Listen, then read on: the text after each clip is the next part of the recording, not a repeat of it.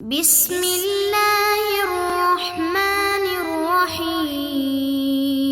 عزیز طلباء، آج ہمارا نصص نمبر 155 ہے، 155۔ بسم اللہ الرحمن الرحیم۔ والطور وکتاب مسطور فی رق منشور والبیت المعمور والسقف المرفوع والبحر المسجور ان عذاب ربک لواقع ما له من دافع یوم تمور السماء مورا وتصير الجبال سيرا فويل يومئذ للمكذبين الذين هم في خوض يلعبون۔ عزیز طلباء، پہلے ان آیات مبارکہ کا ترجمہ دیکھ لیجئے۔ والطور، طور پہاڑ کی قسم، وکتاب منشور، اور لکھی ہوئی کتاب کی قسم، فی رق پتلی کال میں، فی رق پتلی کال میں، منشور پھیلی ہوئی، والبیت المعمور، اور قسم اللہ کی گھر کی، المعمور آباد کیے ہوئے کی، والسقف المرفوع، اور بلند کی ہوئی چھت کی قسم، والبحر المسجور، اور کھلے ہوئے یعنی گرم کی ہوئی سمندر کی قسم۔ ان عذاب ربک، بے شک سزا عذاب، ربک تیرے رب کی، لواقع ضرور ہونے والی ہے، ما لہ نہیں ہے اس کو، من دافع کوئی ہٹانے والا، یومن یومن جس دن، تمور السما لرس جائے گا آسمان، مورن کپ کپا کر، وتصیر الجبال، اور پھریں گے پہاڑ، سیرن چل کر، فویل بس ہلاکت ہو، یومئذ اس دن، للمکذبین جٹلانے والوں کی، الذین ہم وہ لوگ جو، فی خوض فضول باتوں میں، یلعبون کھیل رہے ہیں۔ اب دیکھیے والطور، والطور میں یہ چاروں جگہ وہ قسمیہ ہے۔ وکتاب مستور، اور کتاب میں جو وہ ہے وہ عاطفہ ہے، اور منشور تک ایک قسم ہے، یہ آگے منشور تک یہ سارا ایک قسم ہے۔ رق، رق پتلی کال، یعنی جس پر پہلے مختصر سی تحریر اور عبارت وغیرہ لکھی جاتی تھی تو اس کو رق کہتے تھے۔ منشور، دستاویز کی طرف پھیلی ہوئی جس کو گول لپیٹتے تھے، یعنی گول لپیٹتے تھے، اس کو منشور کہتے ہیں۔ یعنی کاغذ ہوتی تھی جس کو گول کر لپیٹ کر اس کے اوپر کوئی تحریر وغیرہ لکھ کر اس کو لپیٹ دیتے تھے۔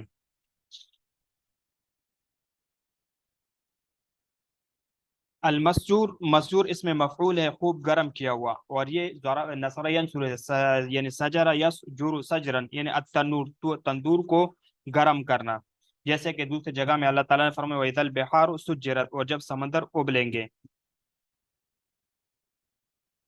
یوم، یہ واقعن کا ظرف ہے، یہ جو یہ واقعن ہے اس سے یہ ظرف بن رہا ہے۔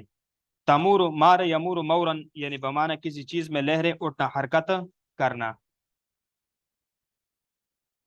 فی خوض، یہ اس یلعبون سے متعلق ہے، اس یلعبون سے متعلق ہے، یعنی جیسے کہتے ہیں یلعبون سے متعلق ہونے کی، جیسے کہتے ہیں خاض فی الماء، پانی میں گھسنا، خاض فی الحدیث، فضول باتوں میں لگنا، فضول باتیں وغیرہ کرنا۔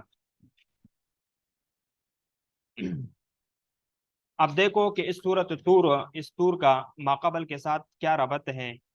دیکھو کہ گزشتہ سورت میں عذاب کی دھمکی یعنی یوعدون سے، یہاں اس یوعدون سے دی گئی تھی، اور اس صورت میں سورۃ طور میں یعنی یوعدون پر پوری ہوئی تھی، یعنی وہاں پر یوعدون پر پوری ہوئی، تو یہ صورت اسی کی تحقیقی وقوع سے، یعنی ان عذاب ربک لواقع سے شروع ہوئی، یہ جو ہے نا ان عذاب ربک لواقع، تو اس سے یہ صورت کی جو ہے نا وہ شروع ہوئی۔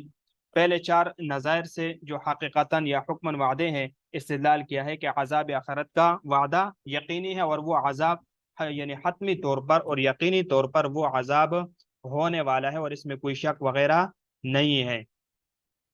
اب اس صورت کا وجہ تسمیہ کیا ہے، تو دیکھو صورت کے ابتدائی لفظ اتور سے ہوئی، جس سے مراد طور سینا ہے، اس لیے اس صورت اسی نام سے مشہور ہو گئی۔ اب اس صورت کا تعارف کیا ہے، تو اس صورت میں 2 رکوع، 49 آیات، 312 کلمات، اور 100 یعنی 1500 حروف ہے۔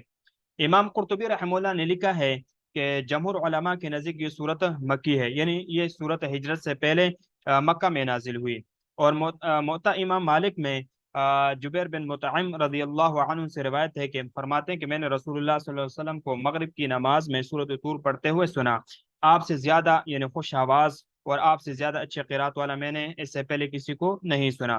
تو چونکہ اس صورت میں توحید، رسالت، بعث بعد الموت، جزا اور سزا اور عذاب اور قیامت کے احوال کی شدت وغیرہ ان چیزیں اس میں مذکور ہیں۔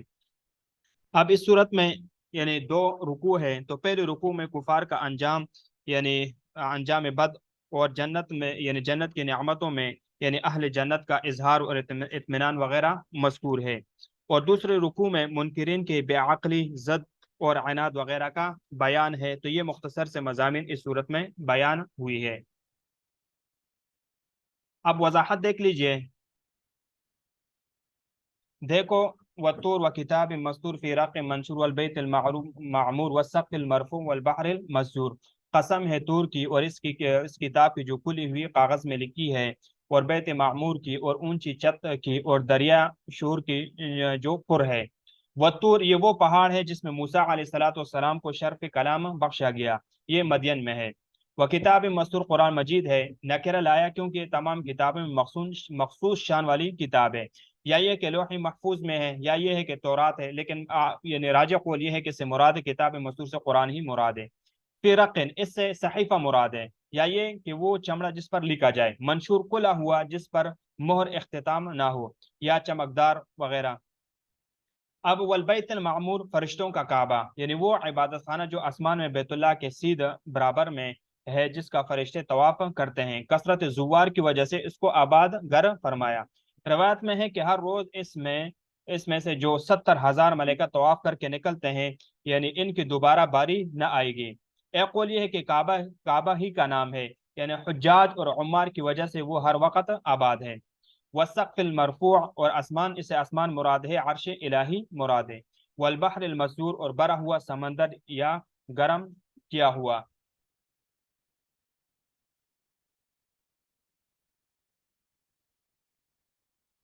والبحر المسجور اول وہ قسم کے لیے ہے اور باقی عاطفہ ہے، اور جواب قسم ان عذاب ربک لواقع، یہ جو لواقع ہے یہ پورا یہ کیا ہے، اس کے لیے جواب قسم ہے۔ ان عذاب ربک لواقع، بے شک تیرے رب کا عذاب ضرور اترنے والا ہے، وہ عذاب جس سے کفار کو ڈرایا گیا ہے، واقع اترنے کو کہتے ہیں۔ جیسے کہ میں نے شروع میں روایت ذکر کی ہے کہ جبیر بن مطعم رضی اللہ عنہ سے روایت ہے کہ رسول اللہ صلی اللہ علیہ وسلم کی خدمت میں آثار بدر یعنی اسارے یعنی بدر کے قیدی کے سلسلے میں بات چیت کے لیے میں حاضر ہوا، تو آپ صلی اللہ علیہ وسلم نماز فجر کے وقت میں، تو وہاں میں نماز فجر کے وقت میں پہنچا تو آپ سورۃ طور تلاوت فرما رہے تھے۔ جب آپ اس آیات پر پہنچے ان عذاب ربک لواقع، تو میں اس خوف سے مسلمان ہو گیا کہ کہیں عذاب اتر نہ پڑے۔ تو صحیح کے اندر جو روایت آئی ہے کہ اس میں صلاۃ مغرب کا ذکر ہے۔ ما لہ من دافع، کوئی اس کو ٹال نہیں سکتا، اس کو کوئی روک نہیں سکتا۔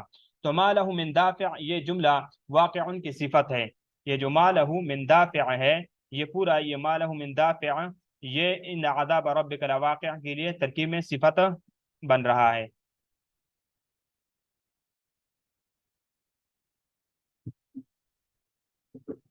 اور لواقع یہ یوم کا عامل ہے، تقدیر کلام یا ای یعنی یقع فی ذلک اليوم، یا اذکر یہاں پر معذوف ہے۔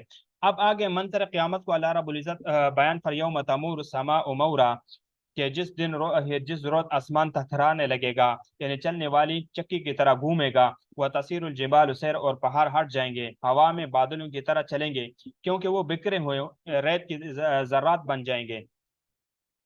فوائل یومئذ للمکذبین، تو اس روز جو لوگ جٹلانے والے ان کی بڑی کمبختی آئے گی، یعنی الذین هم فی خوض یلعبون، جو مشغلہ میں بےہودگی کے ساتھ لگے رہے، باطل اور کذب کی مشغولیت میں داخل ہونا ان کا وتیرہ بن گیا تھا۔ دوسرے مقام میں فرمائے کننا نخوض مع الخائضین، تو اب ایسے لوگوں کے یعنی تو اس دن یعنی مکذبین اور جٹلانے والوں کے لیے کیا ہوگی، ہلاکت ہوگی۔ الذین هم فی خوض یلعبون، جو فضول باتوں میں ادھر ادھر کی چیزوں میں وہ کیر رہے تھے اور اس میں مشغول رہے، تو اب اس دن ان کے لیے بڑی بربادی اور بڑی آزمائش کا دن ہوگا۔